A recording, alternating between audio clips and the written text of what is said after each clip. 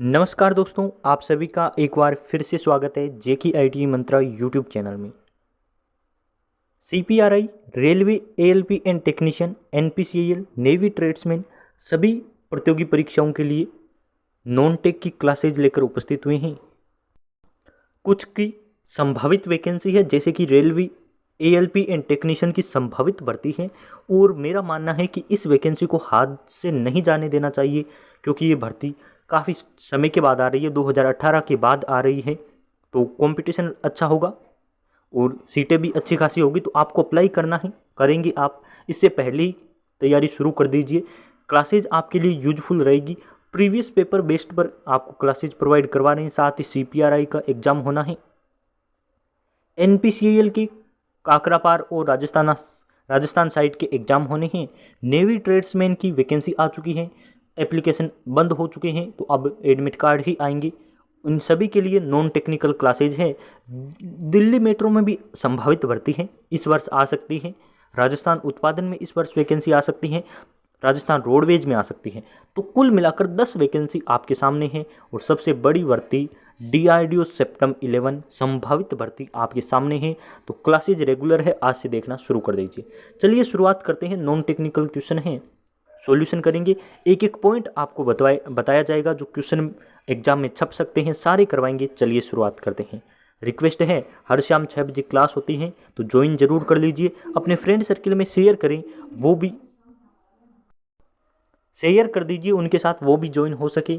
और साथ ही क्लास की पीडीएफ हमारी टेलीग्राम पर मिल जाती है, आप डाउनलोड कर सकते हैं, लिंक दे रखा है डिस्क्रिप्शन में।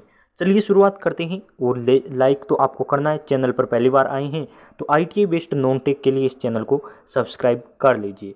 क्वेश्चन नंबर 1 है 27 minus 38 minus 46 minus 15 minus 13 minus 2 minus minus, सारा माइनस है।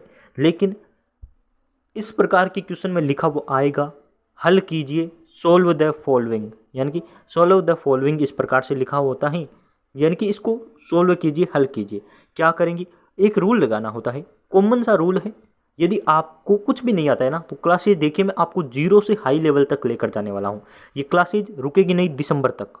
दिसंबर तक क्यों नहीं रुकेगी, क्योंकि अक्टूबर नवंबर में डीआरडीओ सेप्टम 11 आने वाली है। और दिसंबर के बाद ही एग्ज़ाम होंगे, यानी कि 2024 में उनके एग्ज़ाम होने हैं सेप्टम 11 के। तो क्लासेज वहाँ तक चलेगी। टारगेट हमारा बहुत बड़ा है, लेकिन आपके सहयोग की आवश्यकता है। सारे एग्ज़ाम कवर करेंगे इस सीरीज से। और इस सीरीज का अच्छा सा नाम भी सोचकर मैं लिख दूंगा थंबनेल पर, तो आप इनको एक प्लेलिस्ट में देख सकते हैं। अब देखिए क्या है, इस क्वेश्चन को सोल्व करने का तरीका होता है। कौन सा तरीका होता है, आप सभी को पता होगा, बोर्ड मास का नियम। जो कमज़ोर से कमज़ोर है उसको भी इस सीरीज से बहुत कुछ सीखने को मिलेगा। नॉन टेक्निकल पूरा कवर हो जाएगा, general awareness, science, reasoning, maths, English सारी कवर हो जाएंगी। बोर्ड मास का नियम कहता है पहले आपको ब्रैकेट सोल्व करना है। और ब्रैकेट में भी 3 ब्रैकेट होते हैं, एक ये वाला, तो पहले इसको सोल्व करते हैं। फिर ये जो आपको दिखाई दे रहा है ना, ये वाला, जैसे कि इस प्रकार से बनाकर यहाँ आपके आता है पॉइंट, और इस प्रकार से इस प्रकार वाला बाद में करते हैं। और सबसे बड़ा ब्रैकेट ये वाला होता है, इसे आपको सबसे लास्ट में सोल्व करना है। तो चलिए पहले हम छोटे वाले ब्रैकेट को सोल्व करते हैं।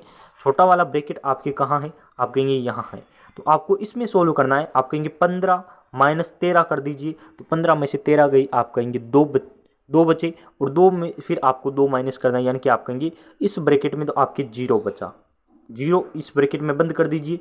फिर आपकी ये वाला ब्रैकेट है, ये वाला आपको दिखाई दे रहा होगा, मुझे ये ब्रैकेट नहीं बनाना आता है तो मैं आपको बता देता हूँ, 0। फिर आपको ये करना है 46 माइनस, दूसरा वाला ब्रैकेट सोल्व कर दे, 46 माइनस 0, तो आप कहेंगे 46 में से 0 माइनस करेंगे तो आप कहेंगे 46 होगा। यानी कि इसकी जगह, यानी कि इस पूरे की जगह आपकी क्या आ जाएगा, तो आप कहेंगे 46 आ जाएगा। फिर आप ये वाला माइनस है तो लगा दीजिए और 38 माइनस कीजिए। अब बड़ा वाला ब्रैकेट हम सोल्व कर रहे हैं, 38 में से 46, तो आप कहेंगे 8 बचेंगे, और वो भी माइनस के 8, तो लिख दीजिए माइनस के 8। क्या करेंगे, अभी लिख देता हूँ मैं, माइनस के 8। फिर आपकी है माइनस, ब्रैकेट से बाहर भी क्या है, माइनस और 27। जब ये माइनस और माइनस अंदर मल्टीप्लाई करेंगे तो बन जाएंगे प्लस के, यानी कि 27 प्लस 8 करना है, आप कहेंगे 35। आई होप जीरो से हीरो का आपको समझ आ गया होगा, क्वेश्चन को कैसे हल करना है। जीरो से हीरो लेवल का सिखा दिया मैंने। ये लो आंसर भी आपके सामने है, और ये क्वेश्चन पूछा जा चुका है रेलवे एएलपी एंड टेक्नीशियन के 2018 के पेपर में। तो आपके लिए भी इम्पोर्टेंट है, बोर्ड मास का एक क्वेश्चन आएगा, हर एग्जाम में आता है, चाहे डीआरडीओ दे लीजिए, चाहे डीएमआरसी, चाहे रेलवे एएलपी, चाहे आपके सीपीआरआई, किसी भी एग्जाम में इससे एक क्वेश्चन जरूर आएगा। अब बढ़ते हैं आगे। इस क्वेश्चन का मैंने आपको आंसर बता दिया है और ये निशान मैं कट कर देता हूँ ताकि आप पीडीएफ पढ़ें तो आपको समझ आ जाए। अब देखिए पूरा क्वेश्चन कैसे सोल्व करवाया मैंने, पीडीएफ में भी इस प्रकार से आपको मिल जाएगा। आगे बढ़ते हैं क्वेश्चन नंबर 2। क्वेश्चन नंबर 2 क्या कह रहा है आपके सामने, दांतों में सड़न शुरू हो जाती है जब मुंह का पीएच से कम होता है। अब देखिए पीएच के बारे में आपसे बहुत सारे क्वेश्चन आ सकते हैं, कौन कौन से, चलिए मैं आपको बताता हूं। पीएच क्या होता है, पीएच आपकी एक स्केल होता है, क्या होता है, एक स्केल होता है और उसमें आपकी संख्याएं होती है 7, 0 से लेके 14 तक। इसे मैं एक बार डिजाइन से बना देता हूं ताकि आप कोई पढ़े तो उनको भी समझ आ जाए। ये देखिए आपके पीएच स्केल होता है इस प्रकार से, क्या होता है, यहाँ 0 होता है, यहाँ 7 होता है और यहाँ 14, यानी कि ऐसा स्केल जिस पर 0 से 14 लिखा होता है, 0 से 14 तक के अंक होते हैं, वो पीएच होता है। 7.1 से लेकर 14 तक आपके क्षार की प्रकृति होती है, यानी कि क्षारीय प्रकृति का होता है। 0 से 7 तक अम्लीय प्रकृति का होता है और 7 होता है आपके उदासीन या फिर आप कहते हैं न्यूट्रल, उदासीन आपकी प्रकृति होती है। यदि किसी का पीएच स्केल पर 7 मान है तो वो उदासीन है, जैसे आपकी आशुत जल का पीएच आपसे पूछे तो 7 होता है।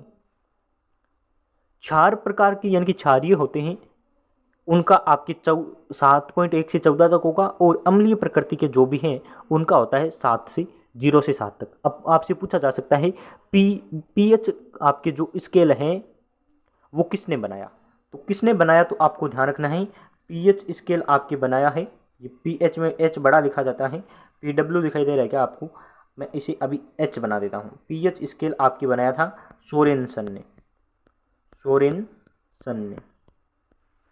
ने और कब बनाया था तो आपको ध्यान रखना है 1909 में ये स्केल बनाया गया था, 1909 में सोरेनसन ने।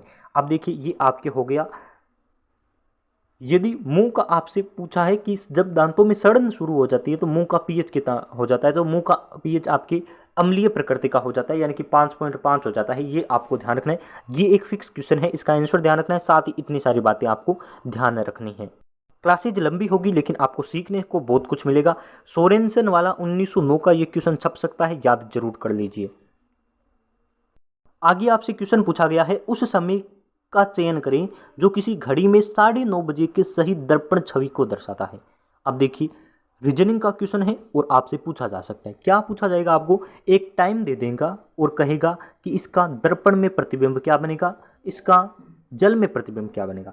जल का क्वेश्चन जब भी आएगा अलगी क्लास में तब हम सॉल्व करेंगे कि जल का क्या होता है, लेकिन आज दर्पण वाले की छवि पर बात करने वाले हैं। देखिए क्या होता है, जब भी आपको टाइम दे वो कहे दर्पण में इसका प्रतिबिंब क्या बनेगा तो आपको एक ही सूत्र याद करना है, 11:60 में से जो आपको टाइम दे रखा है उसको माइनस कर देना है। आप कहेंगे सर 11:60 में से माइनस क्यों करेंगे, क्योंकि घड़ी में आप कहेंगे 12 बजते हैं, 12 बजने को हम कह सकते हैं 11:60, क्योंकि 60 मिनट का 1 घंटा होता है, तो हम 11:60 में से जो आपको टाइम दे रखा है उसे माइनस कर देंगे। अभी आपको टाइम दे रखा है 9:30 तो माइनस कर दीजिए।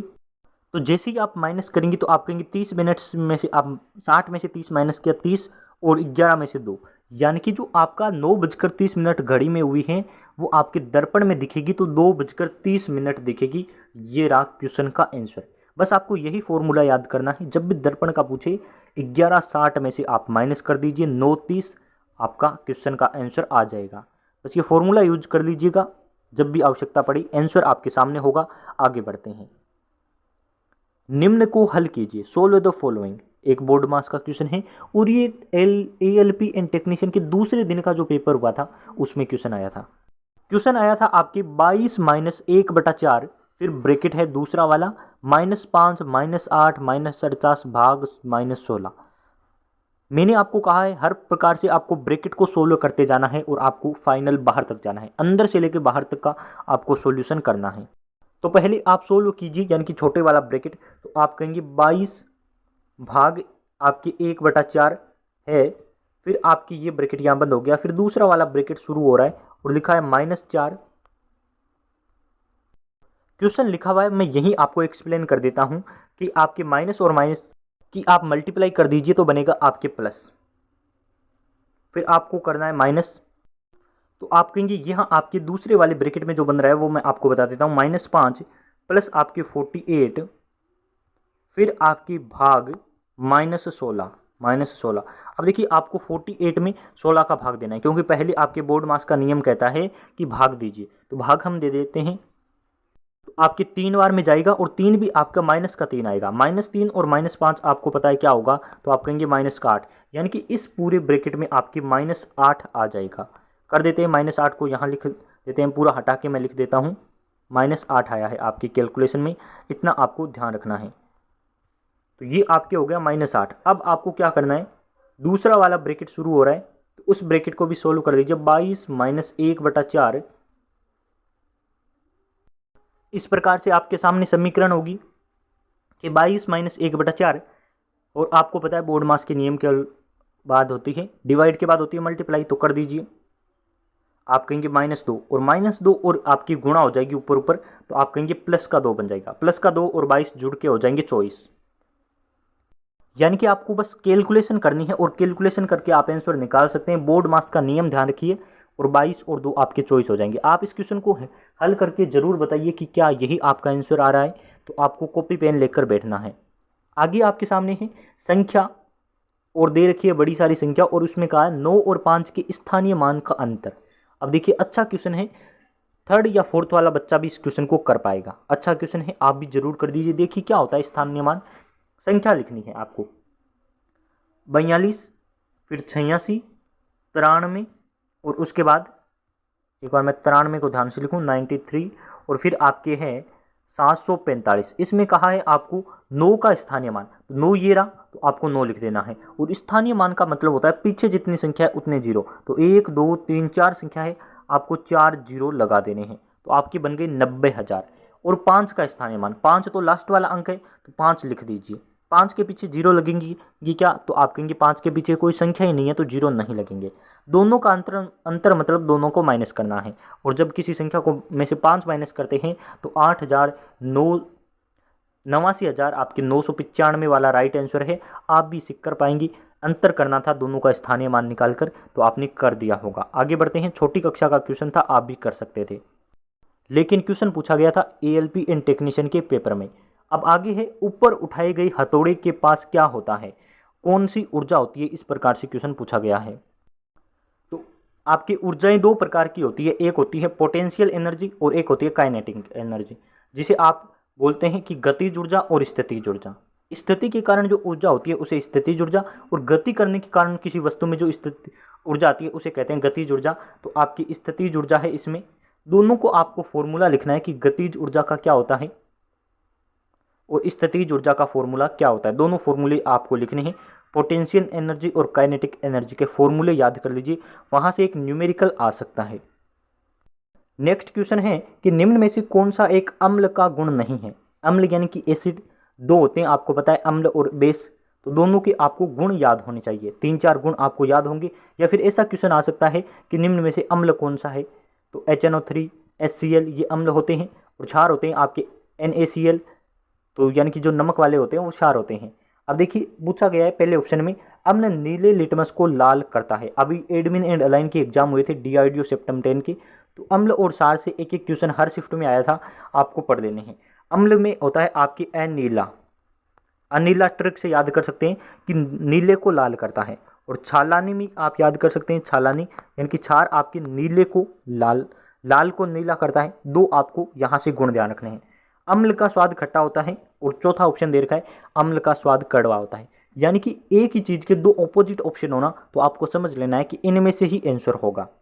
तीसरा ऑप्शन है अम्ल क्षार के साथ मिलकर लवण बनाता है। तो ये भी बात सही है कि अम्ल यदि क्षार के साथ क्रिया करेगा तो आपके लवण और जल दो बनते हैं। आप कह सकते हैं कि अम्ल स्वाद में खट्टा होता है और क्षार आपके कड़वा होता है। यहाँ ऑप्शन नंबर डी गलत है, या अम्ल की जगह क्षार लिखा होता तो लाइन सही बनती कि क्षार होते हैं वो स्वाद में कड़वे होते हैं। बस यही आपको गुणधर्म से क्वेश्चन पूछा गया है, आगे भी आपसे पूछा जा सकता है। बढ़ते हैं नेक्स्ट क्वेश्चन की तरफ। कि किसी संख्या के 28% का मान 35 है तो वह संख्या क्या होगी। कोई संख्या है, मान लेते हैं कि वो संख्या x है, तो आपको x का 28% दे रखा है, x का 28% कितना है 35, तो आपसे संख्या पूछी है। इस समीकरण को कैलकुलेशन कीजिए, आपका आंसर आ जाएगा, मल्टीप्लाई करके आप देख लीजिए, आंसर आएगा आपके 125। बस आपको इसे सोल्व करना है, आप अपनी कॉपी में कर सकते हैं, ये आपके सामने आंसर लिखा हुआ है। आगे बढ़ते हैं कि select the missing word pair based on the given related pair. Reasoning का क्वेश्चन मान सकते हैं, इंग्लिश का क्वेश्चन मान सकते हैं। क्वेश्चन है आपकी बाई यानी कि किसी को खरीदना, और समानुपात में लिखा हुआ है आपके बोर्ड। बोर्ड का मतलब है किसी को खरीद लेना, या आप कह सकते हैं सेकंड फॉर्म है। सेकंड या थर्ड में अभी कन्फ्यूजन है कौन सी है, लेकिन जो भी फॉर्म है आपको पता चल जाएगा या सेकंड है या थर्ड है। तो आपको भी ऑप्शन में देखना है। रेन आपके रन दे रखा है, तो ये गलत है क्योंकि रन ये वाली फर्स्ट फॉर्म होती है। फिर आपकी ये दे रखा है सेंग संग, ये भी गलत है क्योंकि सिंग फर्स्ट फॉर्म होती है। आपको करना है कि फर्स्ट पहले आई फिर सेकंड आई।